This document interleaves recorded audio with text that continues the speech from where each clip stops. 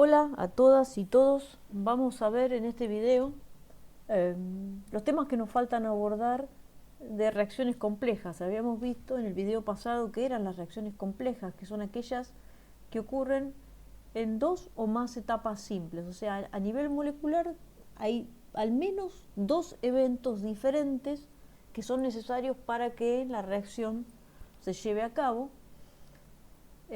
Y habíamos dicho que cuando uno presenta un listado de todas las etapas, cómo es la sucesión de eventos que se tienen que dar a nivel molecular para que ocurra la reacción compleja, entonces lo que estoy dando, lo que estoy indicando es el mecanismo de la reacción. Bueno, hoy vamos a ver dos cosas en este video. Una es, si yo tengo una reacción compleja, cómo varían las concentraciones de todas las especies en el tiempo, digamos, en forma genérica. Y después vamos a ver cómo, conociendo el mecanismo de una reacción, yo puedo obtener la ley de velocidad. O sea, cada mecanismo de reacción predice una ley de velocidad. Y nosotros lo que vamos a ver hoy es cómo obtener la ley que predice un cierto mecanismo de reacción. Entonces comenzamos viendo la variación de las concentraciones en el tiempo en el caso de reacciones complejas. En principio, si a mí me dan un mecanismo de reacción y me indican cómo son los coeficientes de velocidad de cada una de las etapas, yo puedo predecir a partir de esa información las concentraciones de todas las especies con el tiempo. Eso lo puedo hacer de distintas maneras. Una es obtener soluciones analíticas. Soluciones analíticas significa que yo voy a resolver ecuaciones diferenciales que me permitan obtener a las concentraciones como función del tiempo. Tengo una función donde yo le meto cualquier valor del tiempo que se me dé la gana y me va a decir cuál es la concentración en ese momento. O lo más común, lo que más se hace, es obtener una solución numérica. O sea, voy a poner datos en la calculadora, que el resultado sea una tabla de datos que me indica las concentraciones a distintos tiempos a los que yo le pedí a mi programa que me solucione o que me dé como dato las concentraciones. Y eso lo tengo que hacer para cada una de las condiciones iniciales. Una cosa que no quería pasar por alto, que es importante que tengan en cuenta, que cuando uno tiene un mecanismo de reacción, tiene mucha más información que solo la ley de velocidad. La ley de velocidad es una consecuencia del mecanismo de reacción, pero en el mecanismo hay mucha más información que en la ley de velocidad se puede haber perdido. Bueno, entonces vamos a, como siempre hemos hecho en el curso, a ejemplificar considerando casos simples que permitan abordar conceptualmente el problema. Entonces vamos a dar el caso más simple de todos para el cual es posible obtener una solución analítica. Y eso es una reacción neta que es A, que da C, pero que en vez de ocurrir directamente en una etapa A da C, yo tengo un intermediario B, o sea, A produce B y luego B produce C. Entonces A produce B con una velocidad que tiene un coeficiente K1 y B produce C con una velocidad que tiene coeficiente K2. Fíjense que cuando yo doy un mecanismo, cada una de estas reacciones que escribo, estas son simples, porque si no, esto no sería un mecanismo. El mecanismo es el listado de etapas simples que componen la reacción compleja. Entonces, esto es A que da B, es una reacción simple. B que da C es otra reacción simple. Entonces, como esto es una reacción simple, yo sé que la velocidad de esta etapa es K1 por A y la velocidad de la etapa siguiente es K2 por B. Porque en el caso de las etapas simples, yo puedo conocer el orden de cada especie porque es la molecularidad de esa especie. Si no recuerdan eso, tienen que ver el video anterior o el PDF anterior. Bueno, entonces nos vamos a plantear para esta situación tan simple cómo varían las concentraciones con el tiempo. tengo por un lado la derivada de la concentración de A con respecto al tiempo. Esto es la velocidad con la que desaparece A. Esta velocidad es menos K1 por A. Es la velocidad de esta etapa, de la etapa 1. Entonces digo, la derivada de A respecto al tiempo es menos la velocidad 1. Pongo el signo menos porque A, al ser reactivo, se va consumiendo, o sea, su concentración cae con el tiempo, o sea, esta derivada es negativa. Entonces, poniendo menos B1, yo me aseguro que B está definido como algo positivo. Bueno, entonces, la derivada de A respecto al tiempo es menos K1 por A. ¿Qué otra derivada puedo calcular muy fácil? La de C. La derivada de C respecto al tiempo es la velocidad 2. Entonces escribo, la derivada de C respecto al tiempo es la velocidad 2, que es K2 por B. ¿Y qué puedo decir de la derivada de C respecto al tiempo? Bueno, acá tenemos una situación en donde B tiene dos contribuciones distintas. Por un lado, se forma con una velocidad B1 y desaparece con una velocidad B2. Por lo tanto, la derivada de B respecto al tiempo es la diferencia B1 menos B2, o sea, es K1 por A menos K2 por B.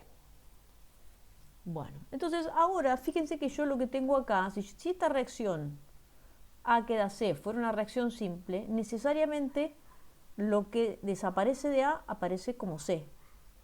En cambio, como tengo un mecanismo de reacción y tengo un intermediario B, A desaparece para dar B y luego B da C. Entonces no necesariamente la derivada de A respecto al tiempo es igual a la derivada de C respecto al tiempo. Esas son las complejidades que ocurren o que se presentan cuando yo tengo una reacción que es compleja. Lo que quiero que vean ahora es qué es lo que pasa para diferentes situaciones. Vamos a considerar primero una situación en la que B desaparece muy rápidamente, o sea, cuando K2 es mucho mayor que K1, y vamos a ver la opuesta cuando K1 es mucho mayor que K2. Para eso hay que resolver este sistema de ecuaciones diferenciales. Tengo tres ecuaciones diferenciales con tres incógnitas que son concentración de A en función del tiempo, concentración de B en función del tiempo y concentración de C en función del tiempo. Las tengo que resolver todas juntas. Para este caso, que es muy sencillo, es fácil de hacer porque puedo resolver la primera. De hecho, es una ecuación de primer orden como la que hemos resuelto ya en algún video anterior, y después reemplazo concentración de A en función del tiempo acá y resuelvo para B, y después reemplazo acá y puedo obtener para C. Lo pueden hacer usando esos sitios online que yo les mostré en la clase pasada, y si no lo quieren hacer no importa, yo acá les muestro cuáles son las soluciones analíticas. Ven, estos son soluciones analíticas. Me dan la concentración de A en función del tiempo para determinadas condiciones iniciales, la de B en función del tiempo para determinadas concentraciones iniciales, la de C en función del tiempo para determinadas concentraciones iniciales. Yo en este caso supuse que inicialmente tengo una cierta cantidad A0 de A y no tengo nada de B y no tengo nada de C. Entonces tenemos estas tres soluciones analíticas. Como puedo expresar a las concentraciones en función del tiempo, esa función es una solución analítica. Bueno, entonces ahora, como les decía, vamos a ver qué son estas funciones cuando K1 vale 1 y K2 vale 10, y al revés, vamos a ver cuando K1 vale 10 y K2 vale 1.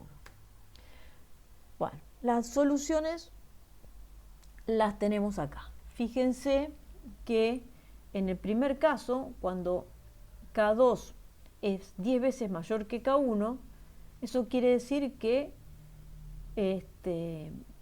B se descompone muy rápidamente para darse. O sea, B tarda en formarse, pero una vez que se forma, porque esta K1 es relativamente chica, pero una vez que se forma B se descompone muy rápidamente.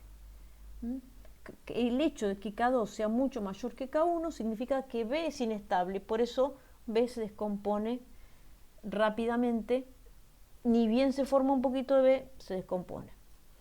Entonces, fíjense lo que pasa con las concentraciones. La concentración de A cae en forma monótona, la de B comienza subiendo, pero no llega a subir mucho porque como es una especie tan inestable como la K, que es K2, la K de su descomposición es tan grande, no llega a llegar a alcanzar una gran, parezco Macri, una gran concentración que ya alcanza una cierta concentración muy pequeñita y ya no puede subir más, porque es muy inestable y desaparece muy rápidamente. Y en cambio, la concentración de C tiene esa pequeña muesquita y después sí comienza a subir en forma monótona y casi en espejo a lo que cae la concentración de A. Bueno, esto pasa entonces cuando la segunda reacción es rápida o tiene una K mucho mayor que la primera, es intrínsecamente más rápida. En el gráfico que está debajo tienen la situación opuesta, o sea, cuando K2 es 10 veces menor que K1, ¿no? O sea, que B se forma relativamente rápido, y fíjense cómo se ve que B se forma relativamente rápido porque la concentración de A cae rápidamente. ¿Por qué? Porque se está formando rápidamente mucho B. Ahora B se forma rápido, pero no se consume rápido para dar C, sino que primero se acumula y solo después se ve que todo lo que está saliendo de A, que pasó por B y termina yéndose a la especie C. Entonces, esta primer caída muy rápida de A coincide con este primer pico que es la subida de B. Eso pasa porque la primera reacción es muy rápida y la segunda es muy lenta. Entonces es como un cuello de botella. A da B, pero B todavía no pasa a dar C, sino que eso tarda un poco más. Bueno, en las reacciones químicas la situación más común es esta, porque B para este mecanismo es un intermediario. Los intermediarios suelen ser especies muy inestables que desaparecen a gran velocidad. Capaz que no se forman a gran velocidad, pero sí desaparecen a gran velocidad. Entonces las K de las reacciones por las cuales desaparecen esos intermediarios normalmente son rápidas y eso hace que en cinética química la situación que se encuentre mayormente es la primera.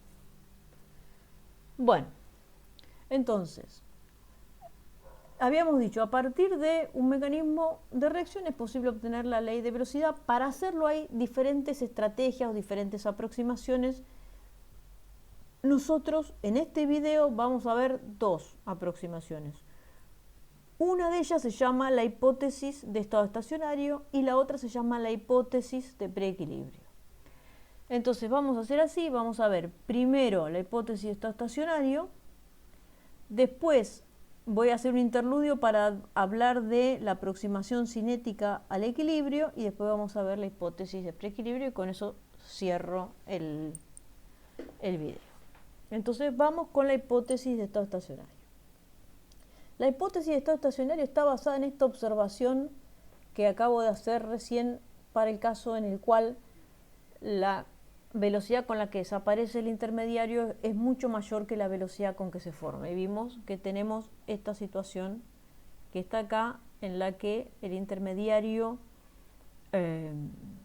B nunca alcanza una concentración muy alta y la curva en general que me da la concentración de B en función del tiempo es relativamente chata si uno la compara con las curvas con mucho mayor pendiente que me dan A como concentración del tiempo y B como concentración del tiempo. Y fíjense acá en estas curvas, vamos a pararnos en un punto cualquiera, que es el que está marcado acá con la línea negra. Yo en ese punto les marqué las tres tangentes a la curva en ese punto. Esta que está acá es la derivada de C respecto al tiempo. Esta que está acá, la tangente roja, es la derivada de A respecto al tiempo, y esta que está acá es la derivada de B respecto al tiempo. Y fíjense una cosa más, acá lo que y se fue trasladar esta curva, me la copié y la traje para acá, y esta la copié y la traje para acá. Fíjense cómo se puede observar que las tangentes, la tangente roja y la tangente azul, forman casi un ángulo de 90 grados. Eso pasa cuando las derivadas son iguales en módulo, pero tienen signo contrario. O sea, que sea casi 90 grados quiere decir que las derivadas son casi igual en módulo, en valor absoluto, pero una es positiva, la derivada de c respecto al tiempo es positiva porque c crece, mientras que la derivada de a respecto al tiempo es negativa. Bueno, eso se observa acá gráficamente. Y fíjense, en este otro gráfico es la misma representación de las curvas, pero para una situación en la que K2 es no 10 veces más grande que K1, sino 50 veces más grande que K1. Entonces, en este caso es todavía más claro que la derivada de b respecto al tiempo es casi cero, la curva esta, la verde, es casi horizontal, y que es mucho menor que la pendiente de la curva azul y la pendiente de la curva roja, que son casi iguales, pero de signo opuesto. Bueno, en esa observación que se da en la mayoría de las reacciones químicas que tienen intermediarios reactivos, se basa la hipótesis de estado estacionario. Fíjense en el mecanismo que nosotros estamos considerando. K1 por A es el módulo de la derivada de la concentración de A respecto al tiempo. Y K2 por B es el módulo de la derivada de C respecto al tiempo. Entonces, que estas dos derivadas sean casi iguales en módulo significa que la derivada de B respecto al tiempo es casi cero. Esa es la clave de la hipótesis del estado estacionario, que la derivada de b respecto al tiempo en realidad es casi cero. Vamos a hacer un ejemplo más. Acá tengo la derivada de b respecto al tiempo como la diferencia entre el módulo de la derivada de a respecto al tiempo y la derivada de c respecto al tiempo. Bueno, fíjense, la derivada de a respecto al tiempo yo lo puedo considerar como que es un barco con el capitán arriba, y la derivada de c respecto al tiempo es el barco solo. Y yo digo, el peso de el barco más el capitán menos el peso del barco es el peso del capitán. La derivada de a respecto del tiempo sería el análogo del barco con el capitán, la derivada de c respecto al tiempo sería el análogo del barco solo, y la derivada de b respecto al tiempo sería el peso del capitán. Tengo la diferencia entre dos números muy grandes, que es igual al número que yo estoy considerando que es un número muy pequeñito. Entonces, si yo tengo esta situación, que es lo mismo que pasa con el barco, con los barcos acá, con capitán y sin capitán, es lo mismo que pasa con la derivada, es obtener un número muy pequeñito como diferencia de dos números muy grandes. Entonces, fíjense que no es una mala aproximación si yo digo que estos dos pesos son iguales. Aunque decir que estos dos pesos son iguales quería decir que el capitán no pesa nada. En el caso de las derivadas, quiere decir que la derivada de b respecto al tiempo es cero, quiere decir que b es constante. B es constante, no es exactamente constante. Pero este número que está acá es un número mucho más chiquito que se obtiene por diferencia de dos números mucho más grandes que son casi iguales entre sí. Entonces, en la hipótesis de estado estacionario decimos que la derivada de la concentración del intermediario con respecto al tiempo es cero. ¿Eso es una aproximación? Sí, es una aproximación, no es algo exacto, pero es una muy buena aproximación cuando yo tengo especies que son reactivas y que desaparecen con mucha velocidad.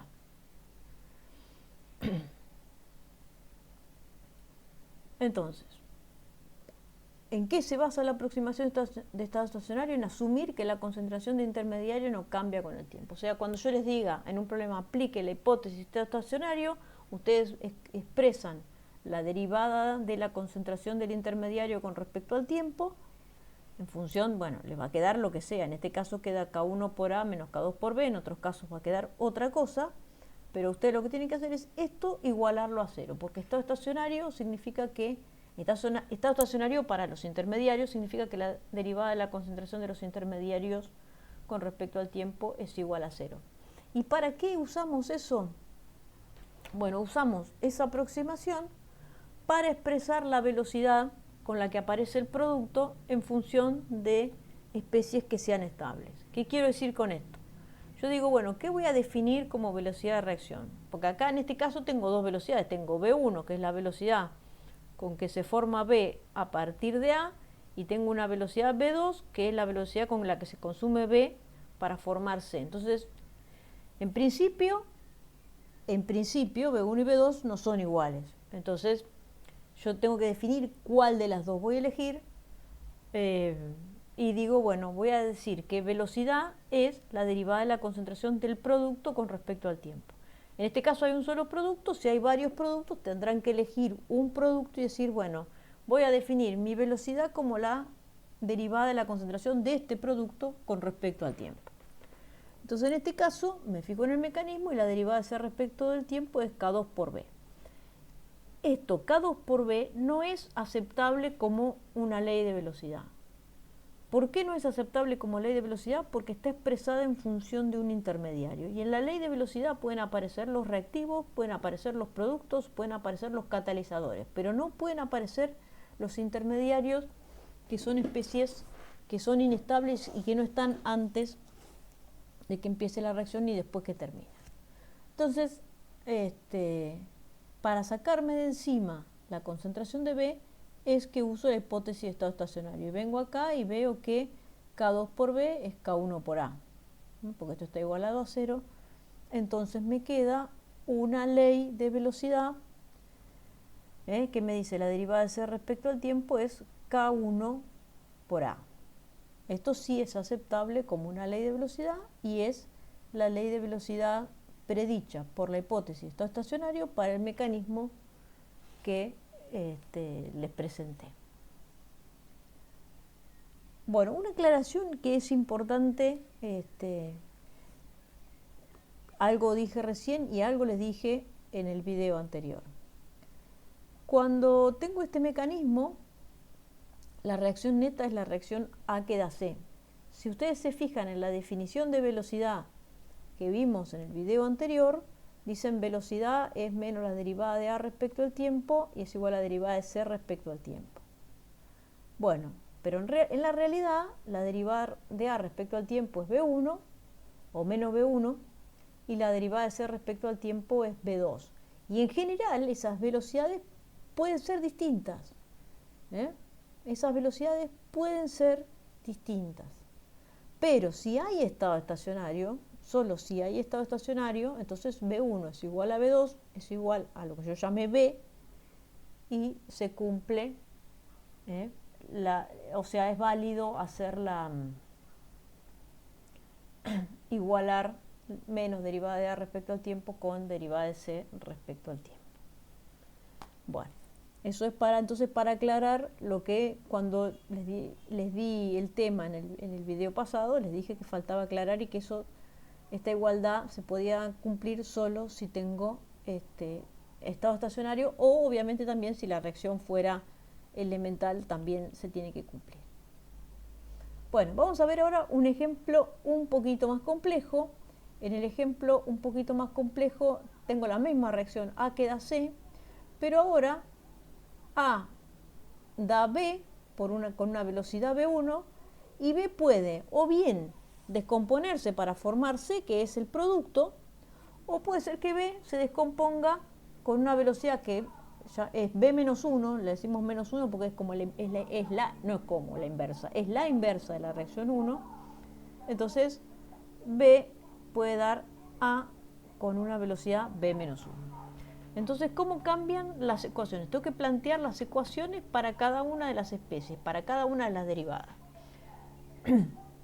Bueno, para la derivada de la concentración de A respecto al tiempo es menos la velocidad con que desaparece A, que es B1, y B1 es K1 por A, entonces tengo menos K1 por A, más la velocidad con que se forma A, y A se forma con la velocidad B-1, que es K-1 por B.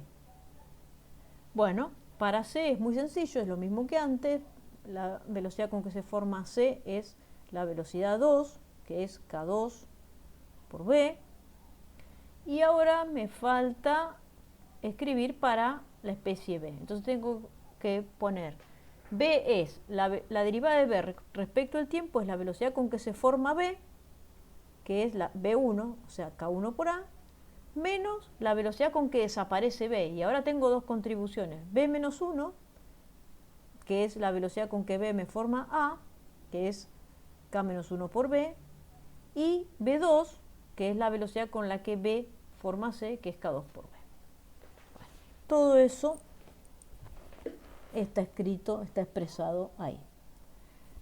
Bueno, entonces esto es lo que el sistema de ecuaciones que yo tengo que resolver. Puedo resolverlo numéricamente, puedo intentar resolverlo analíticamente. Nosotros acá lo que vamos a hacer es aplicar la hipótesis de estado estacionario para obtener la ley de velocidad. ¿Y cuál es la hipótesis de estado estacionario? Decir que la derivada de B con respecto al tiempo es 0.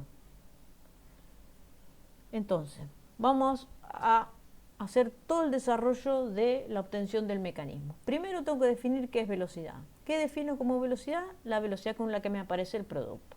La derivada de C respecto al tiempo, que es K2 por B. Ya veo que en esta expresión me queda la concentración de B, que es intermediario, y no puedo escribir una ley de velocidad en función de las concentraciones de intermediario. Entonces, para sacarme de encima la concentración de intermediario, uso la hipótesis de estado estacionario, que implica igualar a 0 la derivada de B respecto al tiempo. Entonces, ya expresé anteriormente a qué es igual la derivada de B con respecto al tiempo, entonces esto lo igualo a 0. Y de acá despejo la concentración de B en función de la concentración de A y reemplazo. Y con esto obtengo una ley de velocidad que también me quedó igual que en el caso anterior de primer orden en A. Pero ahora fíjense que la constante, si yo hiciera un experimento cinético, esto K1 por K2 dividido K menos 1 más K2, yo todo esto lo veo como una K efectiva. Entonces, igual obtengo una cinética de primer orden en A, pero la K efectiva acá tiene un significado diferente que el que tenía en el ejemplo anterior. Bueno, entonces dijimos, antes de ver la hipótesis de preequilibrio, tengo que ver la aproximación cinética al equilibrio, y eso es lo que voy a ver ahora. Bueno, el equilibrio químico no se alcanza con ausencia de reacciones. O sea, cuando ustedes ven un sistema en donde hay equilibrio químico y las concentraciones no cambian con el tiempo, no quiere decir que no estén ocurriendo reacciones, sino que lo que está ocurriendo es que las reacciones que producen efectos exactamente opuestos ocurren a la misma velocidad, y por eso es que no se observa ningún cambio neto. Pero a nivel microscópico sigue habiendo cambio. Entonces, si nosotros consideramos el ejemplo más sencillo posible, una reacción simple en la que A da B, entonces lo que voy a tener, si analizo las concentraciones, o en este caso en lugar de concentraciones son presiones en función del tiempo, lo que voy a observar es lo siguiente. La especie A, en este caso, en este ejemplo, empecé con una cierta cantidad de A y nada de B. Y lo que veo es que la concentración de A va bajando con el tiempo. Ahora, cada vez baja con menos velocidad, porque esta curva cada vez está siendo más horizontal. Llega un momento en que deja de cambiar la concentración, o lo que es lo mismo, la presión. Y con la de B pasa lo opuesto. Primero no tengo nada de B, va subiendo la concentración de B hasta que en un momento llego a una cierta concentración que ya no cambia más y la curva se vuelve en horizontal. ¿Por qué se vuelve horizontal? Porque el cambio neto deja de ocurrir. Fíjense lo que pasa, por el contrario, lo que pasa con las velocidades. Inicialmente, como no tengo nada de B, no hay ninguna reacción inversa. O sea, la reacción B que da A no puede ocurrir simplemente porque no hay nada de B. Entonces solo ocurre la reacción A que da B. Como ocurre la reacción A que da B, baja la concentración de A, que es lo que está ocurriendo acá, y aumenta la concentración de B, que es lo que está ocurriendo acá. Ahora, como aumenta la concentración de B, también empieza a ocurrir la reacción inversa. Entonces la velocidad de la reacción inversa va aumentando a medida que aumenta la concentración de B y la velocidad de la reacción directa va bajando a medida que baja la concentración de A. Llega un punto en el cual las dos velocidades se igualan. Y cuando las dos velocidades se igualan, entonces en ese momento ya no hay más cambio de concentración, es el punto en el que se alcanzó el equilibrio. Si consideramos qué es lo que pasa con las concentraciones, yo digo, bueno, la derivada de A respecto al tiempo es la diferencia entre, fíjense, es la derivada de la concentración de A respecto al tiempo es menos la reacción directa, o sea, menos B forward, este F es por forward, por directa, es menos la velocidad de la reacción directa más la velocidad de la reacción inversa. Esto es cero en el equilibrio. O sea, en el equilibrio la reacción directa y la reacción inversa tienen la misma velocidad. Si yo ahora expreso estas velocidades de acuerdo a lo que sé que son, porque como dije que esto es una reacción simple, que esto ocurre en una etapa, la velocidad de la reacción directa es la K directa por la concentración de A, y la velocidad de la reacción inversa es la K inversa por la concentración de B. Bueno, entonces ahora si yo uso estas expresiones acá, llego a esta igualdad y reordenando me queda que el cociente entre la concentración de B y la concentración de A, que yo sé que es la constante de equilibrio en función de las concentraciones, es igual al cociente entre la K directa y la K inversa para este paso. Entonces acá lo que vemos es la relación que existe entre la constante de equilibrio K sub C y los coeficientes de velocidad. Y esto que yo les acabo de mostrar es para una reacción simple en una etapa. Si esta reacción ocurriera en dos etapas, A queda B, después B queda C, y las dos están en equilibrio, se puede demostrar, lo pueden demostrar ustedes si tienen ganas de probarlo, que si yo analizo la constante de equilibrio para la reacción global, fíjense que para que haya equilibrio, para que haya un equilibrio global, cada una de las etapas también tiene que estar en equilibrio. Entonces en este caso voy a tener que la constante K sub C, que es la concentración de C sobre la concentración de A, es K1 por K2 dividido K-1 por K-2. Y en general, si ustedes tienen muchas etapas, aunque tengan muchos reactivos y muchos productos, si ustedes tienen muchas etapas, cuando el sistema global alcanza el equilibrio, la constante de equilibrio para la reacción global se puede escribir como el cociente de los coeficientes de velocidad de todas las reacciones directas dividido los coeficientes de velocidad de todas las reacciones inversas. O sea, hay una relación directa y muy simple entre la constante de equilibrio y los coeficientes de velocidad de las reacciones involucradas en ese equilibrio. Bueno, entonces con esto ya estamos en condiciones de ver la hipótesis de preequilibrio, pero hay una aclaración que es necesario hacer, es que hasta ahora, cuando nosotros hicimos las integraciones que yo les mostré en el video anterior, siempre desprecié la velocidad de la reacción inversa. O sea, yo les dije una cinética de primer orden o una cinética de segundo orden, y nunca consideramos la velocidad de la reacción inversa. Y como no consideré las velocidades de las reacciones inversas, las concentraciones, siempre obtuve concentraciones que tienden a cero para un tiempo infinito. O sea, para una cinética de primer orden yo obtuve esta ley. Y fíjense que cuando t tiende a infinito, la concentración de A tiende a cero. Y lo mismo ocurre con esta ley integrada que obtuve para una reacción de segundo orden. Cuando t tiende a infinito, la concentración de A tiende a cero. Entonces, ¿por qué pasa esto? Porque yo desprecié la reacción inversa. ¿Está bien despreciar la reacción inversa? En general no, pero si trabajo a tiempos cortos, entonces estas leyes en general no son ciertas para todo tiempo, sino que son ciertas o válidas a tiempos relativamente cortos. ¿Qué quiere decir tiempo relativamente corto? Bueno, eso depende de cómo sea la velocidad de la reacción. Hay reacciones que son muy lentas, entonces un tiempo corto pueden ser 8 horas, y hay reacciones que son muy rápidas y un tiempo corto tiene que ser, no sé, unos pocos segundos.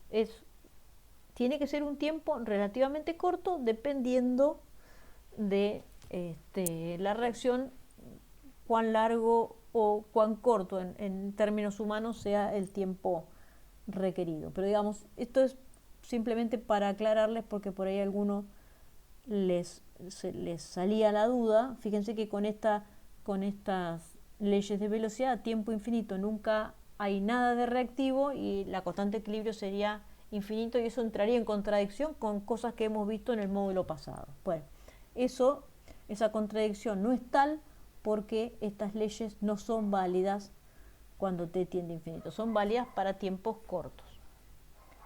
Bueno, entonces ahora sí vamos a ver el último tema del video que es la hipótesis de preequilibrio, que es otro procedimiento más simple para encontrar la ley de velocidad a partir de un mecanismo. Y el ejemplo que voy a usar para mostrarles cómo funciona la hipótesis de preequilibrio es la misma reacción que teníamos recién, A que da C, que tiene un mecanismo A que da B, B que puede dar A o B que puede dar C. Entonces tengo las mismas ecuaciones que tenía recién. La hipótesis de preequilibrio consiste en considerar que el equilibrio entre A y B, o en general los equilibrios previos a la etapa que es irreversible, se establecen de manera muy rápida. Entonces, si este equilibrio se establece de manera muy rápida, yo puedo considerar que esta reacción alcanza el equilibrio, que está siempre en equilibrio. ¿Y eso qué quiere decir? Que la relación de concentraciones, concentración de B sobre concentración de A, es igual a la constante de equilibrio. ¿Eso es exactamente cierto? No. ¿Por qué no? Porque el equilibrio entre A y B es perturbado, es molestado por la reacción 2, que cada tanto le saca una molécula de B para formarse. Ahora, si esta reacción es muy rápida, imagínense que esta reacción ocurre una vez por segundo, y esta ocurre una vez por día o una vez por semana, no es una mala aproximación considerar que esto está casi como si estuviera en equilibrio, como si esta reacción no existiera y tuviera velocidad cero. Bueno, entonces, ¿cómo procedemos cuando queremos hallar una ley de velocidad con la hipótesis de preequilibrio? Primero, igual que antes, como con estado estacionario, defino qué es la velocidad. Velocidad digo que es la derivada de c respecto al tiempo, y es k2 por b, y ahora lo que quiero hacer es sacarme de encima a la concentración de b, porque no quiero tener una ley de velocidad expresada en función de la concentración de intermediario. Entonces lo que hago es, para reemplazar la concentración de B, asumo que la etapa previa está en equilibrio. O sea, que la concentración de B dividido la concentración de A es igual a la constante de equilibrio de esa reacción, que es igual a K1 sobre K-1, como acabamos de ver recién. Entonces, reemplazo y digo concentración de B es K1 sobre K-1 por A, y eso lo reemplazo acá. Bueno, y ya está. Ahí obtuve la ley de velocidad, que también me quedó una ley de velocidad de primer orden en A con una constante efectiva que es K1 por K2 dividido K menos 1. Y ahora, antes de terminar, simplemente como una última consideración, vamos a comparar los resultados que obtuvimos por estado estacionario con el que obtuvimos con preequilibrio. Entonces, por estado estacionario la velocidad es K1 por K2 dividido K-1 más K2 por A. Eso es lo que obtuve para estado estacionario. Y para preequilibrio obtuve K1, K2 sobre K-1 por concentración de A. Entonces, si yo las comparo, me doy cuenta que si K-1 es mucho mayor que K2, entonces yo en este denominador puedo despreciar este término respecto de este. Y si hago eso, obtengo por estado estacionario la misma ley que obtuve por preequilibrio. O sea que yo hice estado estacionario y un caso particular de estado estacionario es la solución de preequilibrio. Hay otros casos, por ejemplo, si K2 fuera mucho mayor que K-1, o si los dos tienen la misma magnitud, que no está acá.